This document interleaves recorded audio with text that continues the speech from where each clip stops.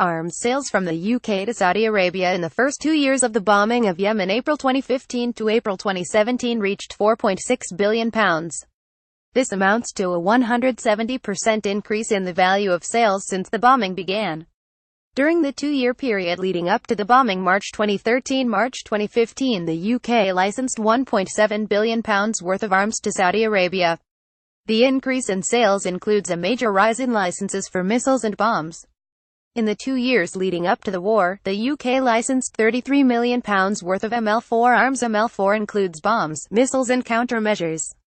In the period since it began, the government has licensed £1.9 billion worth. It also includes a heavy increase in sales of military aircraft. The UK has licensed £2.6 billion worth of ML10 licenses since the bombing began: aircraft, helicopters, drones, the majority of which are believed to be Eurofighter Typhoon licenses. In the 2 years preceding the war, the UK licensed £1.6 billion worth of ML10 sales. This amounts to a 70% increase in ML10 licenses. Tom Barnes of Campaign Against Arms Trade (CAAT) said, "To see this increase in bombs and military aircraft sales at a time when Saudi Arabia is unleashing such utter devastation in Yemen is truly staggering."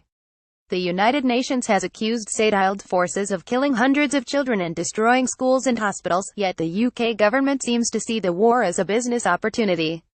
Not only are these sales fueling the ongoing conflict, they are also sending a message of political support to the brutal Saudi regime.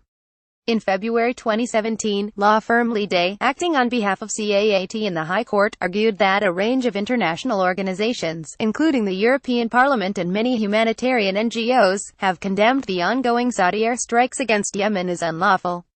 In January 2016, a United Nations panel of experts accused Saudi Arabian forces of widespread and systematic targeting of civilians. Despite these serious allegations, the High Court ruled in July 2017 that the UK government can continue exporting arms to Saudi Arabia for use in Yemen. In October 2017, CAAT's skeleton argument for appeal against the High Court decision, and the government's response to the skeleton, were submitted to the Court of Appeal, and judges are currently considering these documents. CAAT has already been ordered to pay £40,000 in court fees, and has applied for the costs of the appeal to be capped at a further £30,000, but as yet has no guarantee that the associated costs will not be even higher than this. CAAT has launched a crowdfunding campaign towards covering these costs. Tom Barnes of Campaign Against Arms Trade continued, "The new stats on bombs sales, alongside the news just weeks ago that the UN has blacklisted the Saudi regime for killing and maiming children in Yemen, show that our legal challenge to these arms sales is more important than ever. There is no way we can stand by while the UK government prioritizes arms companies' profits over human lives in Yemen. But the potential financial costs to us of taking the case are huge. Over 3/4 of the UK population agree that the UK should not sell arms to Saudi Arabia.